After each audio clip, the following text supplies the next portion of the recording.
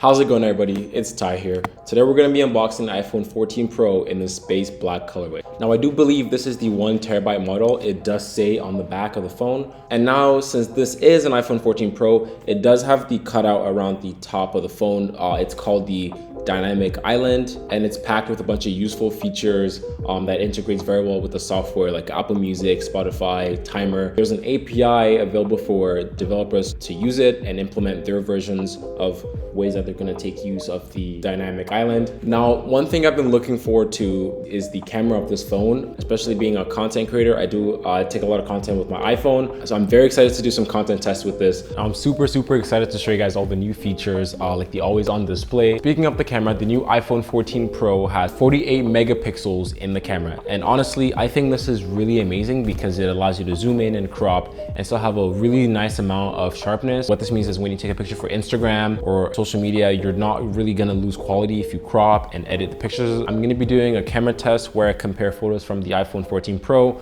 to my current phone, the iPhone 13 Pro Max, and show you guys the differences there. If you're gonna be thinking of upgrading, make sure to watch that video before you make a decision. It's gonna be uploaded on this YouTube channel. All right, let's get right into the ASMR unboxing. And then I'm gonna be showing you how to set up the iPhone 14 Pro for the first time.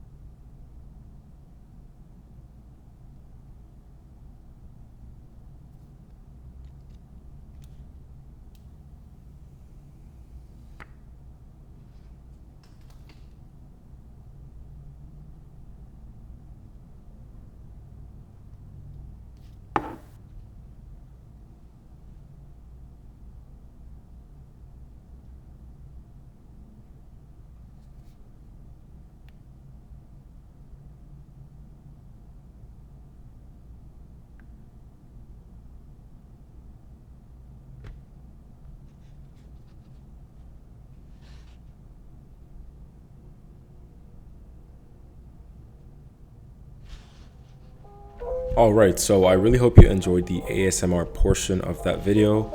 I thought it was pretty satisfying, but I'm gonna be showing you how to set up the iPhone 14 Pro for the first time.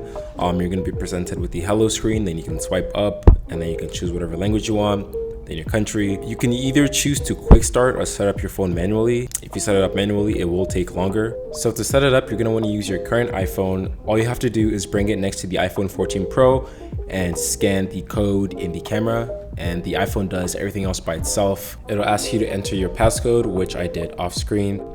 And then now the iPhone will start to activate. This only took a couple seconds for me. The times may vary for you, of course, depending on your carrier. After that, you're gonna be prompted to set up Face ID. Now this was a bit difficult to set up because there was a camera between me and the phone, so I kind of had to maneuver in kind of awkward ways, but there will be a small camera cutout at the top, kind of like a window for you to rotate your face in a circle, like I'm doing here in this clip. It's gonna show you that it is complete, and after that's done, you're gonna be prompted to set up Face ID with a mask. You have two options. Obviously, I clicked set up Face ID with a mask. You pretty much have to do the same thing again, just kind of move your face in a circle, so then Apple knows that it's you if you're wearing a mask and you're trying to unlock your phone, not a random stranger. After that, you can kind of see the dynamic island being used there. It's kind of cool. You can transfer your data from iCloud, which is what I did. You basically have to restore your current iPhone to iCloud so you can now download it. For this to work properly, you have to agree to the terms and conditions. Now your iPhone is going to be loading and it's going to try to connect to your Apple ID. This took a bit longer than when my iPhone was activating, but basically you just have to set it down and let it do its thing, and once that's done, you can continue with the process. So once that's done, you're going to be presented with this screen. Just click continue at the bottom. You only have to click it once. Now you see me clicking here a bunch of times because I didn't see the loading icon at the top right corner of the screen. Basically, it takes a couple seconds, but once that's done, you can move on to the next step. On this page, you're gonna be setting up your wallet, so you're gonna be verifying your debit card or credit card. You can click any one of these three options you like to verify your card. You can click next and you can verify all your other cards as well. Once that's done, you have to agree to the terms and conditions to move on. Once you're done, this allows you to use Apple Pay. Basically, you can use your card on your phone to pay for your coffee. You can use it to order stuff online, and it becomes your virtual debit or credit card, and it takes place of your actual physical card. You're going to be asked to share iPhone analytics with Apple. You can either accept this or don't accept it. Also going to be asked to share app analytics with developers. You can either accept it or don't accept it. Now this next page, emergency SOS. One of the headlining features is crash detection. iPhone is able to notice if you've been in a car crash, so we can contact emergency services. I think it's a pretty cool feature. After that, you can enter your Apple ID, password information, and you're going to be asked for the two-factor authentication passcode. You can use any device as long as the number on that device is linked to your Apple ID. I chose to use the phone that I used to set up my phone earlier. You can go in your messages and there will be a text from a 5-digit number with the two-factor authentication code that you need to enter on the new iPhone. Usually I like to copy paste my codes, but I don't think you can because this is a new phone that you're setting up, and you also don't get the code to show up in the keyboard, so you just have to do it old-fashioned way, do it by hand. After that, you're gonna be restoring the phone from iCloud. It automatically does this by itself. All you have to do is lay it down and let it do its thing. This will take quite some time though, so I would recommend doing something in the meanwhile and then coming back to look at the updated phone. For me, the entire process to restore from iCloud took about 10 minutes. It could be shorter for you, it could be longer. It depends on your connection speed and how many gigabytes has to be downloaded for your restoration. Now, when the phone was done updating from iCloud, it had the same wallpaper I had on my old phone, and it was pretty much an exact copy. Everything transferred over pretty smoothly, but one thing I wanted to do was to change the background, so I headed over to settings, and you get a few prompts the first time you set up your phone, but you can ignore those. And this is kind of what you're presented with. You can choose to customize or add a new wallpaper, so I added a new one. These are Apple's own wallpapers that you get once you update your phone. There's a featured section with a bunch of colorful options. There's a weather and astronomy section with a bunch of Earth stuff, moon, stars. And there's an emoji section, which is pretty interesting. I've never seen wallpapers like that, but I think they could be pretty cool depending on how you use it. And there's a lot of colorful options. And after those, we have the collection wallpapers, which I think look pretty cool as well. I really liked the colorful options as well. I think they're pretty minimal, pretty neutral. But if you do go into this wallpaper section, you're able to customize the font of the time. There's a couple different fonts. You can also customize the color. You can make it lighter or darker. You can really do whatever you want. And I like that Apple has given us this option this year to customize our lock screen, because this hasn't been there, you know, in like forever. And I know this has been on other phones in the past, but there are a couple of different versions of the wallpaper. There's gold, space black, silver, and deep purple. Obviously they match the new colors of the new iPhones. and it looks pretty cool and it matches pretty well. If you do choose one of the options, you can choose to pair both your lock screen and your background, so then you have this kind of cohesive look. When you turn off your phone and turn it back on, it'll be kind of the same background. So I think that's pretty cool that Apple did that.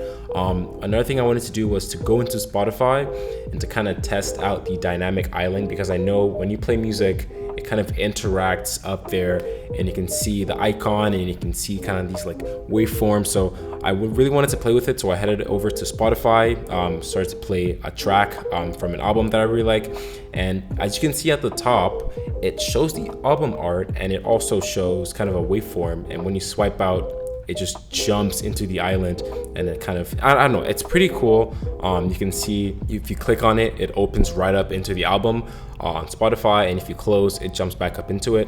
I think that's pretty dope. Another feature that I found out about iOS 16, that actually this feature has been on older versions of iOS, on like the iPhone like 4 or 5, but when you turn on your phone while playing music, the album art is actually in the middle of the screen and it's pretty big, and I really like this because it looks really aesthetically pleasing.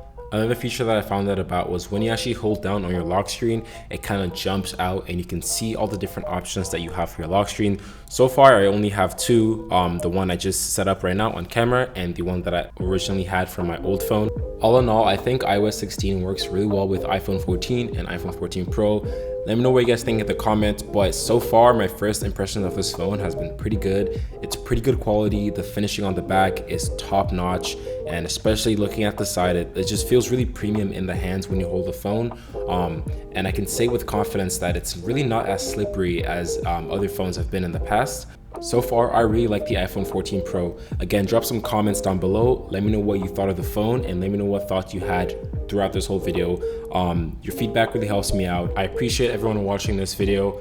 Thank you for supporting my YouTube channel, and I really hope you enjoyed the iPhone 14 Pro unboxing. Again, thank you guys for watching. Make sure to like, subscribe, and turn on the notification icon. Peace.